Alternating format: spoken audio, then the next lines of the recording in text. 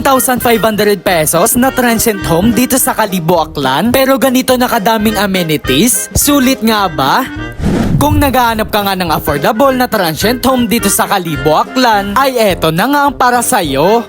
Dito lang yan sa Villa Rosalia Transient Home na located lang sa El Barrio Street, Kalibo, Aklan. Ang kagandahan nga dito ay may experience at may enjoy mo lahat ang kanilang mga amenities na sa abot kayang halaga. Akalain mo meron ka na ditong private bar at small pool jacuzzi type na exclusive lang para sa inyo. At ang kanilang Italian-inspired garden na kung saan marirelax ka habang ine-enjoy nyo ang bakasyon. May outdoor kitchen nga rin sila dito na kompleto sa mga gamit at appliances na pwede nyo magamit kung magluluto kayo. Meron pang parking space at ang hindi mo dapat palalampasin dito ay ang kanilang Instagrammable at ati-atihan mural. Sobrang na-miss nga din ako sa kanilang kwarto. Sobrang linis at napaka-komportable. Accessible nga din pa sila sa lahat tulad ng grocery store, restaurant at iba pa. Nag-accommodate din sila dito ng mga small events. Free na ang tables and chairs. Talagang perfect getaway nga to. Lalo na pag ako ang tatanungin yon na sa murang halaga lang ay sulit